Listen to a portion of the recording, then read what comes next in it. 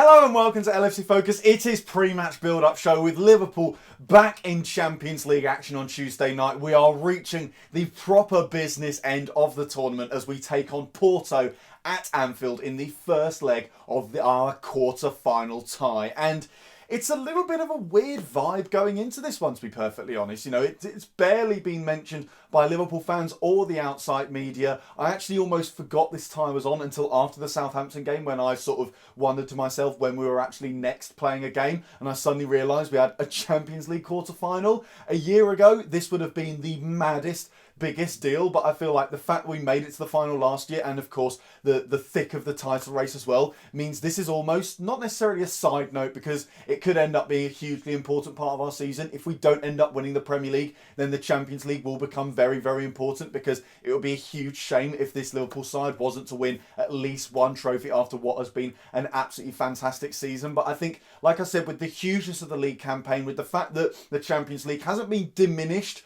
but I think we've almost got a more inflated sense of our role this year than we did last year, where I feel like there was even more hype for the knockout game against Porto last year, even though it was only a round of 16 tie, simply because it was the first time in ages we'd been in a European game of that kind of stature. And of course, with it being only Porto, whereas last year it was Manchester City, it was an all-English class, it was the two probably best teams in England at the time, and still the best teams in England facing off, whereas this is kind of the least exciting out of all the Champions League ties. Certainly, if you are a neutral, obviously Barca, Man U, two great sides, Spurs versus City, two great teams, and it's English teams clashing, and then even Ajax, Juventus, you've got Juve, who have been Champions League pretenders, they want to become a proper big side who can actually win the tournament, against Ajax, who are these new kids on the block who are playing great football. Liverpool v Porto is kind of the one that everyone's just looked at and gone, yeah, Liverpool v Porto, that's Liverpool through to the semi-finals. Bit of a shame for Porto, but oh well. No one really sees this game as much of a contest, and I'll come on to a lot more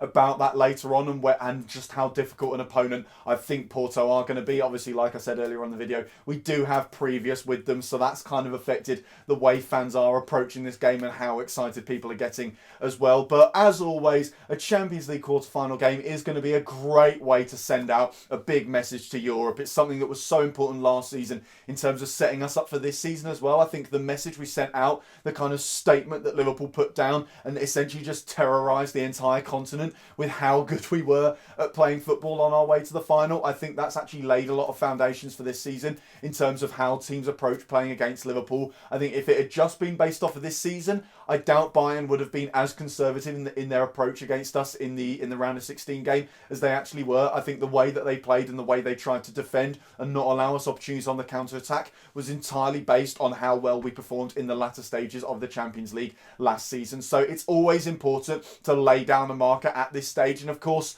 you know, winning breeds winning. We've seen it with Man City as well, even though I'm sure at some point their massive schedule is going to come back to bite them between now and the end of the season. At the moment, it just seems like it keeps the ball rolling for them. They just endlessly win football matches. It was a similar situation for them in January as well, where they had like that kind of run of games where they scored about 30 goals without reply, and you know, at the time that was great for them. It ended up kind of running out for them because they had that weird loss at Newcastle where I feel like the legs just fell off a little bit, and hopefully, fingers crossed, that happens for them again. But up until that point, the endless feeling of just going out, battering opposition, getting back in the dressing room, training for a couple of days, and then doing the exact same thing again really, really worked for them. And I think it's kind of ideal for Liverpool at the moment that we've got this many games, but there always seems to be a reasonable gap. You know, Friday to Tuesday is a great gap, I think, for games in terms of it's not so long that the momentum disappears, but it's long enough that players can recover and then train a little bit more, do some tactical prep, get themselves ready again.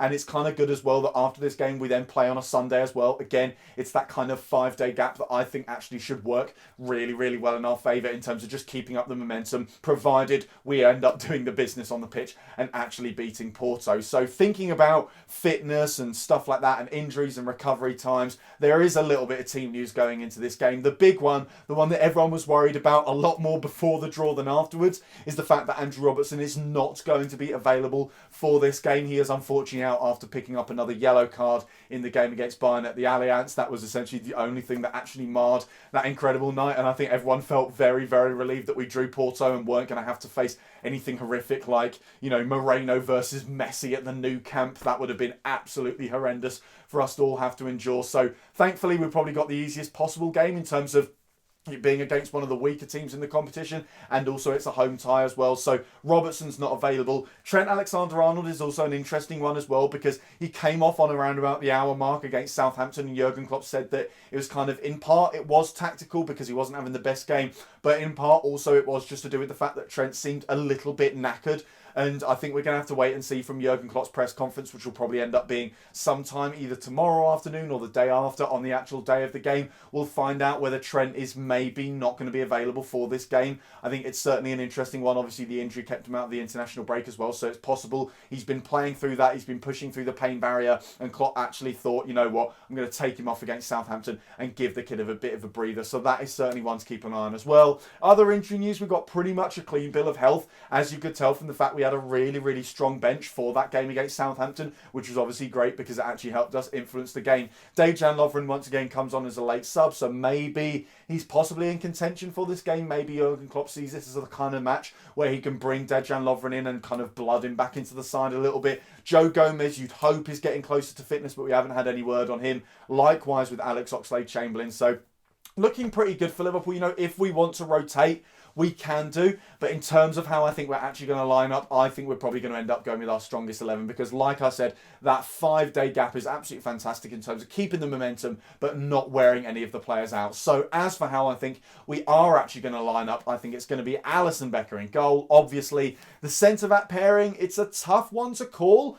And if it wasn't for the Robertson situation, I would suggest that maybe Dejan Lovren comes back into the side. Partially because also that isn't a huge disruption. You know, Lovren, Trent, Robbo and Virgil van Dijk was the back four for the entirety of that Champions League run. So it wouldn't, you know, cause chaos to throw him back in. But I think with Robbo missing out as well, you don't want to make too many changes at once. And the back four, apart from a difficult opening half hour against Southampton, has been pretty solid for a while now. So I think you go with Matip and Virgil van Dijk at centre-back. I think because of the Robbo situation, you also have to go with Trent at right back, even if he's carrying a little bit of a knock. And hopefully, you know, if things are going well, we can do a similar thing where we bring on someone to replace him with about half an hour to go. But I think, again, you don't want to disrupt the back line too much. And if, in case of emergency, if he really needs a rest at some point, we can give him a breather for that next game against Chelsea, or maybe, you know, result permitting, even the second leg against Porto in a week's time at the Estadio de Dragão. So I think Trent goes at right back, and then the left back,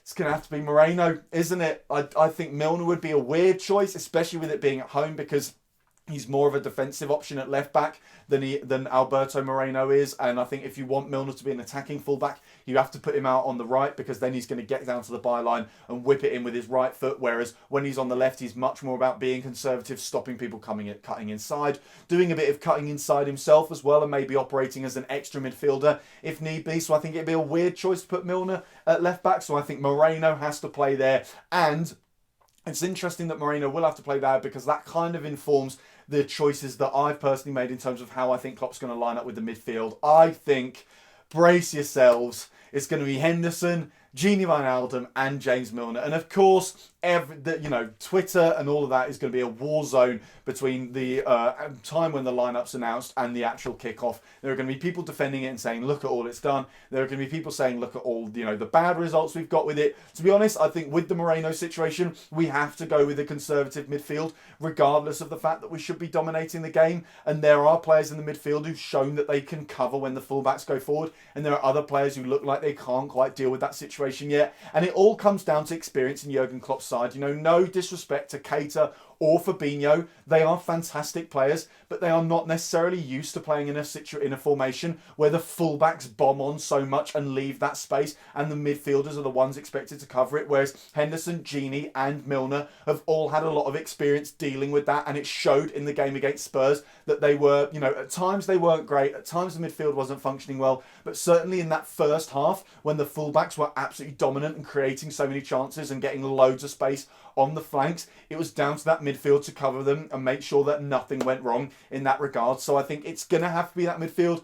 If it looks too turgid, maybe we bring on a Keita, maybe Fabinho operates as a deep line playmaker. It's possible that Klopp even goes for Adam Lallana over, I think, James Milner, and because Lallana is, again, a more attacking option, but also has the energy, the desire, and the tactical awareness to operate as a bit of a buffer if, Alberto Moreno goes absolutely mad. So I can maybe see Lallana starting and Hendo and Gini playing as the more deep line midfielders, but I think for the sake of conservatism and the fact that James Milner had a pretty good game as well when he came on against Southampton on Friday night, I think the midfield we go with is that trusted, if not always super effective, Henderson, Gini and Wijnaldum trifecta, as it were. And then ahead of them, I think there's no surprises here. Salah, Firmino, Mane. I'd like to see a little bit of Origi because I think he's been great, certainly coming off the bench recently. And if things aren't going our way because the tactical balance isn't quite right, then we do need to get some goals. We don't want to be getting out of this with anything other